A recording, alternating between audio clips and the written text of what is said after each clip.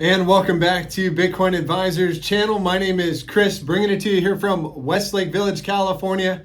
It is another bright, beautiful Monday morning. Don't you guys love Mondays? And yes, I already got my gym workout in. And really, what's the most exciting thing about Bitcoin this week? I would say this: there is a 20% move that is baking right now. A very nice scalpable play. We'll be talking about that, whether we are bullish or bearish in the short term. What else we have going on this week? The Fed has a Wednesday afternoon announcement, so be on the lookout for that. Markets will probably respond to that quickly. And let's jump into some Bitcoin price targets. We're going to take a look at some altcoins. We're going to go across all the markets, including the NASDAQ, which I got up here right now. And yeah, don't forget to hit the like button, help out the channel if you can. All right. And first thing I want to take a look at is NASDAQ on the weekly time frame, because we did close the week last week it's a pretty bearish candle on volume. So I wouldn't be surprised for this to get some kind of continuation into this wick at some point this week or next week. But we're up 120 for the day. We broke this critical support right there. And if we get our fib targets out based off of this consolidation, I don't know, wick to wick, we are coming right into the 1618. So this is typically a bouncy area. And that's what you're hearing across the markets, is a lot of people think the market is going to bounce. NASDAQ as well. So let's take a look at NASDAQ on the daily, still being governed down by the 9x exponential. Do we have any bullish divergence that will play out from this point? No. From that point right there, again, that is where price is making a lower low, RSI is making a higher low. We'll definitely have it from this point. And so I would imagine if we do get a daily closure back above this 9 exponential, you can get a shot up to the 21. That would look good for NASDAQ playing out a bit of a bounce. On the other side, if we want to look at kind of failure points here and take a look at trend momentum and volatility on the 4 hours. So we are making lower highs and lower lows coming all the way down from this point back here. And is it going to be trend continuation? Are we going to get a bounce up here? And I would say a 4 hour above 12,650 should get you a shot up to at least the top side of the range at 13,500. And I'm assuming that would be, I mean, that's way up there. That's way up to the green 55. So maybe we're jumping the gun with the 4 hour. I'd be waiting for a daily confirmation at a minimum back above 12,200. So how does this play into Bitcoin's price action? Let's take a look at the macro on the monthly time frame. And just as Bitcoin did tag the green 25, I would say very good chance NASDAQ does want to tag that over the next month or two. You got bearish divergence playing out here. Yeah, I mean, you got 1, 2, 3 drives. So price is making higher highs, RSI is making lower highs, 1, 2, 3. And that's why they're saying this bubble could get, pretty nasty here. You're talking about, just in everything bubble, a bubble in stocks, real estate, bonds, cryptocurrency. So if the market does want to take the downside route, as Fed Powell is beginning to tighten and suck liquidity out of the market, I just want to be prepared for some kind of macro failure points. And I would say on the NASDAQ, and why are we looking at NASDAQ? Because it's highly correlated with Bitcoin, but any kind of a monthly closure below 10,740, and there's going to be massive repercussions to the downside. And we are already down from the top here 30%. So a 60% drawdown would be right here, and that's the December 2018 lows.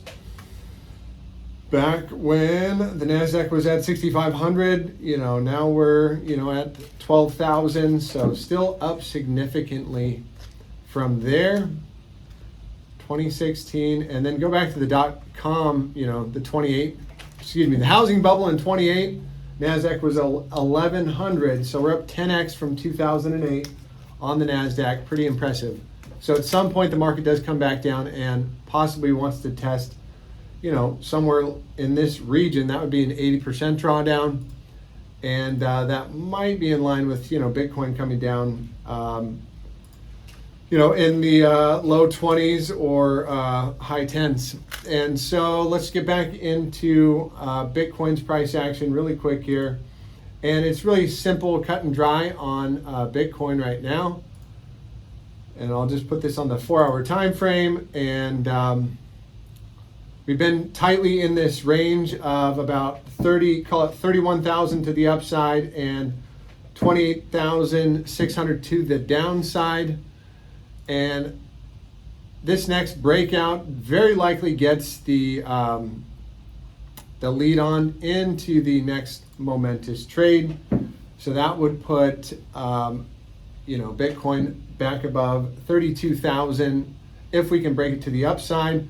To the downside, just throw the fib on the reverse here, and we come and fell out that wick to the bottom side, coming at 27,000. With a small bounce, and probably continue on from there. And so what else are we going to mediate this? So we got higher lows, kind of lower highs. We're pinned into this range. How do we get the bias on whether we're going to settle to the upside or to the downside? Let's see if there's any divergences that will play out on the 4-hour time frame. So we are going to have bearish divergence forming from this point right here. So if we do confirm this with as a local high by closing any kind of a 4-hour, really I'd say back below 29,864, that's going to look good for a shot to the bottom side of the range. Do I think it would hold? Probably not. I think we'd probably at least come back down to 27.5 at that point, and then judge it from there. That's the shorter term time frames. On the daily, what do we got here? So really, again, kind of a weird bottom that looks like it's been trying to be put in. The bottom's trying to be put in, or at least a bounce region. When you get a big wick like this, sideways consolidation, we're about to close this daily above the 9 exponential. And I think any kind of a daily closure above yesterday's high would look good for confirmation and at least a shot to the range highs at 31.5 to 32,000, somewhere in that region. So what else do I want to point out here? You've got the Stokes that are up and will remain up as long as we're closing above 26,908. So we're at 30,397. So it looks like those will remain to the upside, momentum to the upside, as long as we're above, call it 26,900.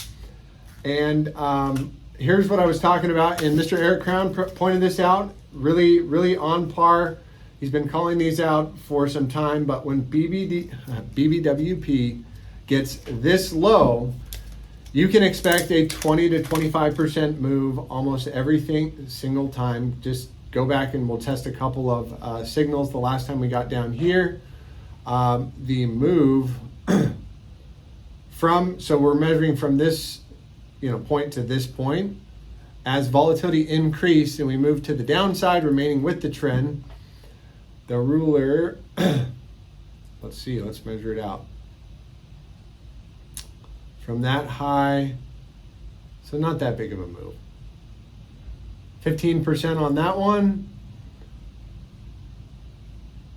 Let's go from, that was that one. Okay, let's go another one where we're similarly low here.